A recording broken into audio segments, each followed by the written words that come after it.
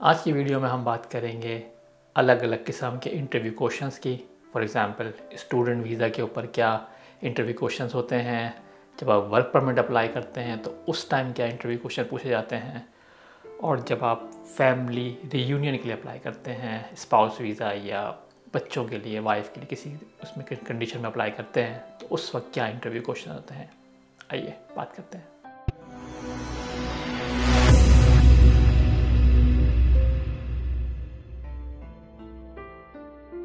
अस्सलाम वालेकुम, welcome to mister सपदा।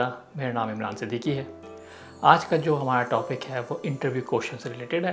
तो उसके अंदर सबसे पहली कैटेगरी आती है स्टूडेंट वीज़ा की। ऐसे तो बहुत ही नॉर्मल क्वेश्चंस पूछे जाते हैं इंटरव्यूज़ के अंदर, लेकिन फिर भी होता ये है कि अगर आप प्रिपेयर नहीं हैं तो कुछ मुश्किलात हो सकती हैं।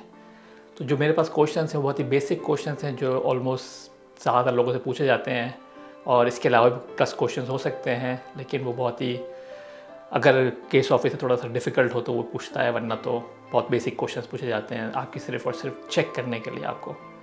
तो एग्जाम्पल वाइज जैसे अगर आप क्वेश्चन पहला नंबर आप पूछ लेते हैं कि आपने जो स्टूडेंट वीज़ा अप्लाई किया था वो कैसे अप्लाई किया था, तो बहुत से लोग इस चीज़ में कन्फ्यूज़ हो जाते हैं कि कैसे अप्लाई किया था, क्या मतलब है।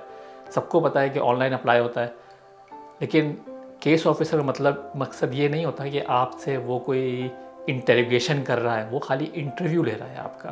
तो आपको डरने की ज़रूरत नहीं है ऐसे क्वेश्चन से, आपको सिर्फ जवाब देना है कि प्रॉपर्ली जो आपने किया था, और कुछ नहीं है इसमें। तो जैसे पहला सवाल उन्हें पूछ लेते हैं नॉर्मली कि भाई आपने स्टूडेंट वीज़ा अप्लाई, आपने जो यूनिवर्सिटी के लिए अप्लाई किया था वो अप्लाई कैसे किया था। तो आप बता सकते हैं भाई ऑनलाइन पोर्टल जो है आपका जो है वहाँ पे हम गए थे और वहाँ से मैंने अप्लाई किया था। 4 यूनिवर्सिटीज़ चूज़ की थी और उसके अंदर मुझे जो है सर्च किया था, तो मैंने उसमें से अप्लाई किया और मुझे इसमें जवाब मिला और मुझे अच्छा लगा, तो मैंने यहाँ से प्रोसीड किया इसको। तो इस तरह के सवालात आप एक जवाब दे सकते हैं, डरने की ज़रूरत नहीं है। और बहुत दफ़ा ऐसा होता है कि उनको ही पता है कि स्टूडेंट वीज़ा में लोग कंसल्टेंट यूज़ करते हैं, तो पूछ लेते हैं भाई आपकी किसी ने हेल्प तो नहीं की थी इसके अंदर वीज़ा फ़ाइल करने में या पूरे प्रोसेस के अंदर। तो उसके अंदर भी आप ऑनेस्टली जवाब दे सकते हैं, क्योंकि अगर आपने ऑनेस्टली जवाब नहीं दिया तो हो सकता है कि आप फंस सकते हैं उसमें आगे जाके, क्योंकि वो लोग जो इंटरव्यू ले रहा है बंदा वो बहुत ज़्यादा शार्प होते हैं और उनका काम ही इंटरव्यू लेना है। तो वो उनको पता होता है कौन झूठ बोल रहा है कौन सच बोल रहा है। अगर आपने कंसल्टेंट यूज़ किया तो आप बता सकते हैं हाँ मैंने कंसल्टेंट यूज़ किया है, क्योंकि हर एक बंदा नहीं कर समझ पाता, तो हेल्प चाहिए होती है हर एक को, तो इट्स ओके, कोई मसला नहीं है। तो इस तरह सवाल आप इमेजिन करते हैं। फिर एक और सवाल पूछते हैं वो लोग स्टूडेंट वीज़ा के अंदर, भाई आपने स्टूडेंट क्यों चूज़ किया। अब तो फ्री भी नहीं है एजुकेशन, तो आप यूके जा सकते थे, वहाँ इंग्लिश है, अमेरिका जा सकते थे, ऑस्ट्रेलिया जा सकते थे, चाइना जा सकते हैं, मलेशिया जा सकते हैं, कहीं भी जा सकते हैं आप, तो हर जगह इंग्लिश लैंग्वेज है। तो आप स्टूडेंट क्यों आ रहे हैं, तो उसके लिए भी आपके पास जवाब होना चाहिए कि क्यों आ रहे हैं, क्या रीज़न है, स्टूडेंट क्यों अप्लाई किया था आपने, या आपने और भी कहीं देखा था लेकिन आपने फिर student at the and choose किया, या कोई और यूनिवर्सिटी की भी आपके पास कोई एडमिशन लेटर था किसी से, जर्मनी से था फॉर एग्जांपल, तो आप दिखा सकते हैं या बता सकते हैं कि हाँ, ज़रूर नहीं दिखाना, लेकिन बता सकते हैं कि मैंने जर्मनी में अप्लाई किया था और लेकिन फिर मैंने एट दी एंड चूज़ किया स्टूडेंट को। इस तरह का कुछ जवाब हो सकता है आपका। फिर आप उनसे पूछते हैं, बोलते हैं आपने कौन कौन सी यूनिवर्सिटीज़ में अप्लाई किया था। जो जेन्युइन स्टूडेंट्स होते हैं उनको ये चीज़ें ज़बानी याद होती हैं, यूनिवर्सिटीज़ के नाम, क्योंकि वो फ़ौरन बता देते हैं कि भाई ये यूनिवर्सिटी है, ये यूनिवर्सिटी, ये यूनिवर्सिटी, ये यूनिवर्सिटी है। उनको सोचने की ज़रूरत नहीं पड़ती है।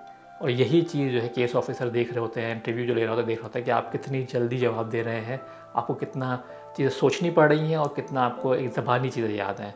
क्योंकि जो एक्चुअल स्टूडेंट्स होते हैं उन्होंने 6-7 महीने की मेहनत होती है उनकी, तो उनको यूनिवर्सिटीज़ के नाम, कोर्सेज़ के नाम, क्या प्रोसेस होता है, हर चीज़ याद हो जाती है, उनको सोचना नहीं पड़ता। तो इसलिए मेक श्योर करें कि इन सवालों के जवाब आपको सोचे बगैर आप जवाब दे सकें। फिर वो पूछते हैं भाई आपने कौन, जैसे 4 यूनिवर्सिटीज़ आप चूज़ की थी या 2 यूनिवर्सिटीज़ चूज़ की थी उसमें से, लेकिन उसमें 4 कोर्सेज़ आपने 2-2 ही चूज़ कर लिया, एक में 3, एक में से कौन कौन से कोर्सेज़ चूज़ किए थे। तो जेन्युइन स्टूडेंट होता है उसको पता होता है कि भाई मैंने एक जो है अप्लाई किया था फॉर एग्जांपल आर्टिफिशियल इंटेलिजेंस के अंदर, दूसरा अप्लाई किया था कंप्यूटर साइंस के अंदर, तीसरा मैंने अप्लाई किया था फॉर एग्जांपल हो सकता है कि रोबोटिक्स के अंदर, कोई भी हो सकता है आपका, ये नेटवर्किंग के अंदर हो सकता है, ये कम्युनिकेशन में हो सकता है, डेटा कम्युनिकेशन में हो सकता है, कोई भी आईटी के फील्ड की बात कर रहा हूँ मैं, कुछ भी हो सकता है। तो आपको याद होगा मैंने 4 कोर्सेज कौन कौन से अप्लाई किए थे, वो पूछते हैं आपसे, क्योंकि उनको पता होना चाहिए कि भाई ये जेन्युइन स्टूडेंट है, यही चेक करना है उन्होंने कि जेन्युइन स्टूडेंट है या फेक स्टूडेंट है। तो जेन्युइन स्टूडेंट को चीज़ें पता होंगी। फिर अगला सवाल पूछते हैं वो लोग, जो पूछते हैं भाई जो आपकी फ़ीस है वो कौन पे करेगा। अब ये भी आपको पता होना चाहिए क्योंकि आपकी फ़ीस कौन पे कर रहा है, भाई फादर पे कर रहे हैं या आपकी सेविंग्स हैं जो भी है। तो आप फ़ौरन बता सकते हैं भाई मैं खुद पे करूँगा, मेरी सेविंग्स थी, मेरे फादर ने सपोर्ट किया, कुछ मेरी सेविंग्स थी तो वो पे कर रहा हूँ, या मेरे पूरा फादर ही सपोर्ट कर रहे हैं फॉर एग्ज़ाम्पल। तो आप ये बता सकते हैं। उसके बाद ये पूछते हैं कि आपसे कि आपका प्लान क्या है। आप स्टूडेंट पहुँच गए तो क्या प्लान है आपका एजुकेशन के अंदर दौरान। तो बता सकते हैं भाई मैं एजुकेशन लूँगा, 1 साल की एजुकेशन है, 2 साल की एजुकेशन है, फिर मेरा प्लान ये है कि मैं वापस आऊँगा या मैं सर्च करूँगा जॉब, अगर मुझे कोई अपॉर्चुनिटी मिल जाती है वहाँ जॉब की फॉर एग्ज़ाम्पल, या कि मुझे इंटर्नशिप मिल जाती है जहाँ पे मैं सिर्फ थोड़ा टाइम पे जॉब करके वापस आ सकूँ, थोड़ा एक्सपीरियंस भी ले लूँ एजुकेशन के साथ, ताकि जहाँ वापस आऊँ तो मेरे पास एक फ़ॉरेन एक्सपीरियंस हो, कोई जॉब अच्छी मिल जाएगी यहाँ पे। इस तरह के सवाल के जवाब आप दे सकते हैं कि मेरा फ्यूचर प्लान क्या है। और सबसे लास्ट में जो आखिरी जो मुझे लगता है कि बहुत ही इंपॉर्टेंट सवाल जो होता है वो ये होता है कि जब वो इंटरव्यू लेने आते हैं तो उनको पता होता है कि आप कौन हैं, आप कौन से कोर्स में आ रहे हैं, आपकी क्या क्वालिफ़िकेशन होनी चाहिए इस कोर्स के लिए, और आप अब यहाँ पहुँचे हैं तो आपकी क्या क्या नॉलेज होगी फ्यूचर के लिए। फॉर एग्ज़ाम्पल ये कि अगर आप कंप्यूटर साइंस के अंदर आ रहे हैं तो आप कौन कौन सी लैंग्वेजेस पढ़ रहे होंगे।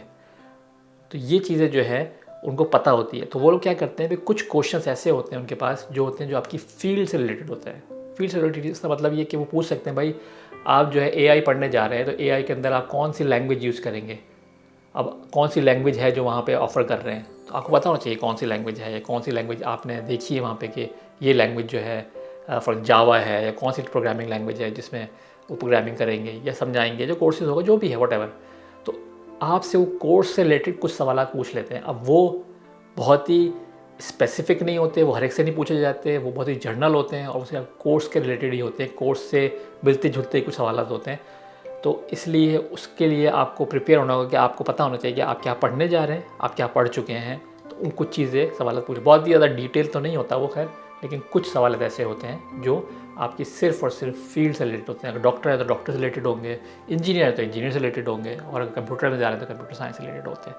तो ये एक आखिर में जो कुछ सवाल होते हैं वो इस किस्म के होते हैं। बहुत लंबा इंटरव्यू नहीं होता, लेकिन थोड़ा सा होता है, लेकिन ये कि कुछ सवाल ऐसे होते हैं जो आप प्रिपेयर कर सकते हैं अपने लिए। तो ये है टोटल स्टूडेंट वीज़ा के इंटरव्यूज़ के क्वेश्चंस।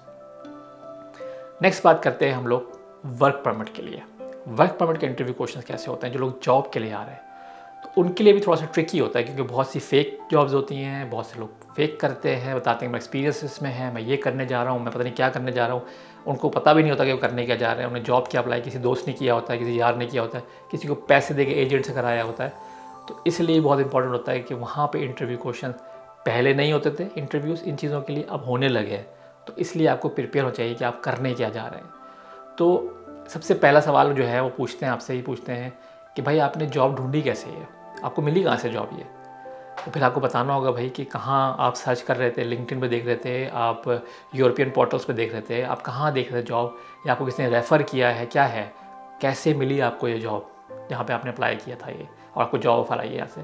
तो ये आपको बताना है आपको पहले कि जॉब का सर्चिंग प्रोसेस क्या था, जॉब सर्च का। फिर सेकंड क्वेश्चन से ये भी हो सकता है आपसे कि आप पूछ सकते हैं भाई आपने अप्लाई कैसे किया था, आपको जॉब मिल गई, अप्लाई कैसे किया। अब आप बता सकते हैं भाई मैंने सीवी सेंड की थी, तो ऑब्वियस सी बात है, लेकिन नहीं, ऑब्वियस नहीं है। हो सकता है कि आपने किसी दोस्त को सीवी सेंड की हो जिसने रेफ़र किया था और उसने अप्लाई किया आपके बिहाफ, या उसने दी हो मैनेजर को सीवी आपकी, तो ये भी हो सकता है। तो मेक श्योर आपके सवाल के जवाब रेडी होने चाहिए। कुछ क्वेश्चन ऐसे होते हैं फिर कि आपसे पूछा जाता है कि भाई आपके जो इंटरव्यूज़ हुए थे, जब जॉब आपने अप्लाई किया, आपको इंटरव्यूज़ तो हुए होंगे, कहाँ हुए थे, कैसे हुए थे, मतलब ऑनलाइन हुए थे या आपने फ़ोन पे हुए थे, या आप कोई वहाँ फिज़िकली मौजूद कोई आया था, रिक्रूटर आया था पाकिस्तान में जो रिक्रूट कर रहे थे, क्या था इंटरव्यू का प्रोसेस, क्या था, कौन किस तरह हुआ था। फिर आपको बताना होगा भाई आपके इंटरव्यू थे, पूछें कितने इंटरव्यू दिए आपने, 3-4 इंटरव्यूज़ थे या एचआर इंटरव्यू था। ये चीज़ें आपको पता होनी चाहिए। पहला इंटरव्यू मेरा एचआर का था, सेकेंड इंटरव्यू मेरा जो हायरिंग मैनेजर था उससे था, तीसरा इंटरव्यू मेरा टेस्ट था, चौथा इंटरव्यू मेरा टीम जो थी उनसे था, मेरा इंटरव्यू था, उनसे डिस्कशन था मेरा, पाँचवें इंटरव्यू मेरा दोबारा से एचआर से था फॉर एग्जांपल। तो उस वक्त मुझे ऑफ़र उन्होंने दी थी। ये स्टेप्स आप बता सकते हैं फ़ौरन ही अपने इंटरव्यू के रिलेटेड क्वेश्चंस के लिए, आपके इंटरव्यू में हुआ क्या था। तो फिर आपसे लोग ये फ़ौरन पूछते हैं कि भाई ठीक है आपने ये कर लिया। आप फिर पूछते हैं ठीक है आप वीज़ा अप्लाई किया, आपने वीज़ा कैसे अप्लाई किया, आपने किसने आपकी हेल्प की, कौन हेल्प कर, आप बहुत से लोग बोलते हैं भाई मैं खुद ही अप्लाई करूँगा, कौन तीसरा कौन अप्लाई करेगा। नहीं, ऐसा नहीं है, क्योंकि बहुत सारी कंपनीज खुद ही फाइल करती हैं। बड़ी कंपनी जितनी भी बोलती हैं भाई हमें आप डॉक्यूमेंट सेंड करें सारे अपने पासपोर्ट वगैरह, और हम आपकी बिहाफ पे फाइल करेंगे एप्लीकेशन आपकी वीज़ा की। तो ये चीज़ भी आपको पता होना चाहिए, क्योंकि अगर आपने किसी एजेंट के थ्रू किया है, वो काम सारा एजेंट ने किया है, अगर पता ही नहीं कि वीज़ा कैसे अप्लाई हुआ था, तो आप ये बोलेंगे मैंने एजेंट को दिया था। तो इसलिए मेक श्योर करें कि आपको पता होना चाहिए कि एजेंट जो काम कर रहा है या कोई और भी थ्रू या कोई दोस्त कर रहा है वो कैसे कर रहा है। आपको सारी नॉलेज होनी चाहिए इन चीज़ों की, क्योंकि ये सब सवाल पूछे जाते हैं एप्लीकेशन इंटरव्यू क्वेश्चंस के अंदर। सबसे नहीं पूछे जाते लेकिन पूछे ज़रूर जाते हैं, क्योंकि उनको सिर्फ ये चेक करना होता है कि आप एक जेन्युइन वर्कर हैं या आप किसी को पैसे दे के जा रहे हैं या आप कोई फेक कर रहे हैं, आप क्या कर रहे हैं। तो ये चीज़ बहुत इंपॉर्टेंट है। फिर एक सवाल एक और जो अभी रिसेंटली काफ़ी ज़्यादा पूछा गया है लोगों से, वही पूछा गया है कि भाई आप क्योंकि वीज़ा प्रोसेस बहुत डिले हो गए हैं, तो आपकी जॉब ऑफ़र तो जनवरी की थी, अब तो जुलाई आ गया है, तो आपका एम्प्लॉयर क्या कहता है इस बारे में? क्या वो वेट कर रहा है? उसको पता है कि मसले मसाइल क्या हैं, क्या क्या कहानी क्या है, आपको इस बारे में आपकी क्या डायलॉग है उस एम्प्लॉयर से? तो आपको वहाँ बताना हो सकता है कि भाई हम पूरे वक्त टच में हैं, हमारी सारी बातें हो रही हैं, मैं बता चुका हूँ कि हमें इथियोपिया जाना पड़ रहा है या हमें कोई डिलेज़ हैं या प्रोसेस में माइग्रेशन में डिलेज़ है, वो उन सबको पता है ऑलरेडी। वो लोग बहुत से लोगों का फॉर एग्जांपल एम्प्लॉयर जो है प्रोसेस कर चुके हैं वर्क वीज़ा, तो उनको आइडिया है कि डिलेज़ हैं इसमें, तो they are okay with it, और उनको वो मेरा वेट कर रहे हैं, क्योंकि उनको वो मेरी क्वालिफ़िकेशन और मेरी जो एक्सपर्टीज़ हैं उनको वो चाहिए और वो लोग वेट कर सकते हैं, इसलिए वो लोग अभी तक मेरा वेट कर रहे हैं। ये सवाल जो है कि जवाब इस तरह आप दे सकते हैं। और फिर लास्ट में जो सवालात होते हैं वो बेसिकली आपकी जॉब रिलेटेड सवालात होते हैं। फॉर एग्जांपल कि अगर आप आईटी में जा रहे हैं तो आप कौन सी लैंग्वेज पे काम, प्रोग्रामर्स हैं, कौन सी प्रोग्रामिंग लैंग्वेज पे काम करते हैं।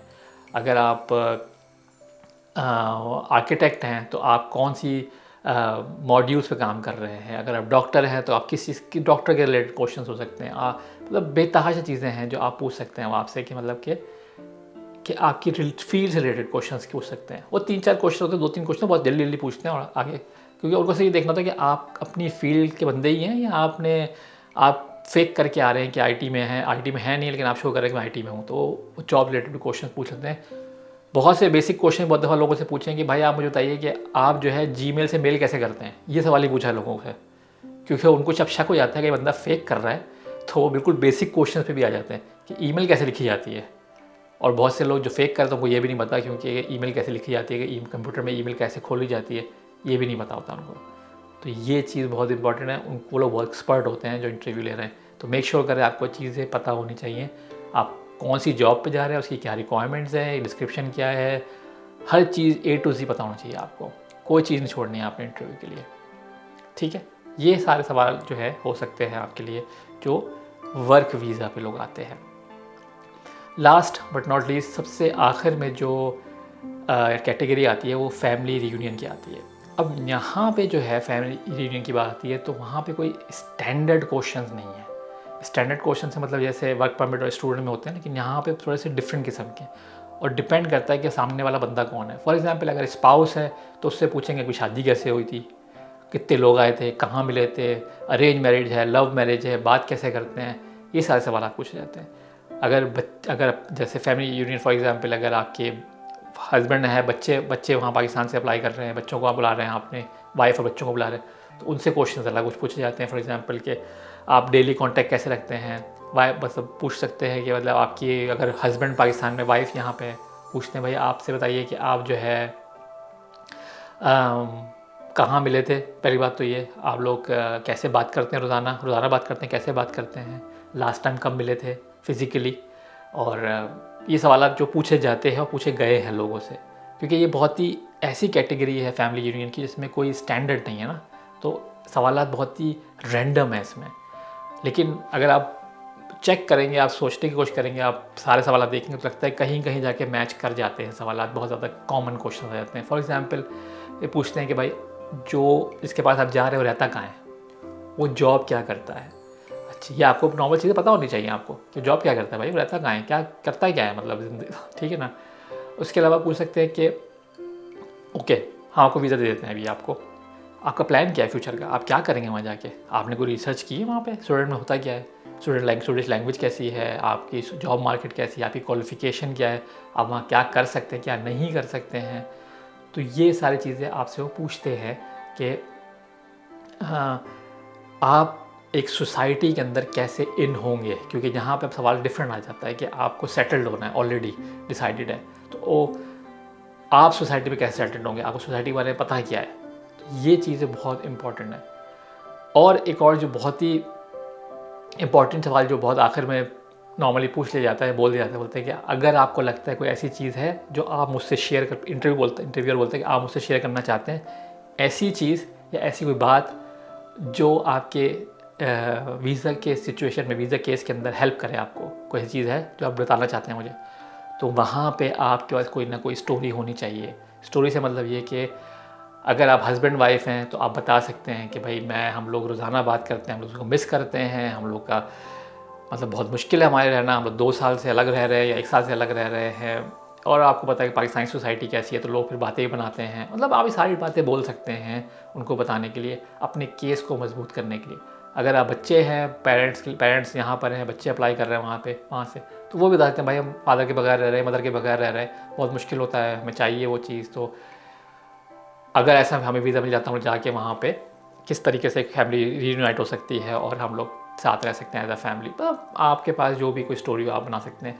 मेक श्योर करें कि आपके पास आप ये बोल के मत आ जाएं जब वो बोले आपसे कि और कोई ऐसी चीज़ जो आप मुझे बताना चाहते हैं, बोले नहीं कुछ नहीं है मेरे पास। क्योंकि इस कैटेगरी के अंदर स्टूडेंट और वर्क वीज़ा के अंदर डिफरेंट होती है स्टोरी, लेकिन यहाँ पर स्टोरी बताना ज़रूरी है आपको, क्योंकि आपको अपने केस को मजबूत करना है। तो इसलिए आपका कोई ना कोई चीज़ ऐसी होनी चाहिए कि आप बता सकें उनको कि क्यों आप मुझे वीज़ा देंगे और क्या मसले मसाइल हो रहे हैं मेरे साथ इस वक्त, जो कि अगर मैं चला जाता हूँ वो इम्प्रूव हो जाएंगे। तो ये आपने कुछ सवालात हैं मेरी तरफ जो मैंने कंपाइल किए थे, बहुत सारे लोग पूछ के जिनके इंटरव्यू हो चुके हैं, जिनके और जो इंटरव्यू देने गए हैं। तो अगर आप इन क्वेश्चंस को फॉलो करते हैं और थोड़ी सी गाइडलाइन फॉलो करते जो मैंने दी है, तो इंशाल्लाह आपको कोई प्रॉब्लम नहीं होनी चाहिए इंटरव्यूज़ के अंदर। बस ये था जो मेरे पास इन्फॉर्मेशन थी। अगर आप लोगों के पास कोई और प्लस इन्फॉर्मेशन है जो लगता है कि हेल्पफुल हो सकती है, वो आप प्लीज़ कमेंट्स में आप लिखें ताकि दूसरे लोगों तक पहुँचे। और मुझसे कोई गलती हुई है इसके अंदर, या आपको लगता है मैंने कोई मिस करता है, वो भी आप मुझे बताइए कमेंट्स के अंदर। मैसेज कर सकते हैं, प्राइवेट मैसेज करिए, ईमेल करिए, जो भी करिए आप कर सकते हैं, मैं बिल्कुल सुनूंगा उस चीज़ को।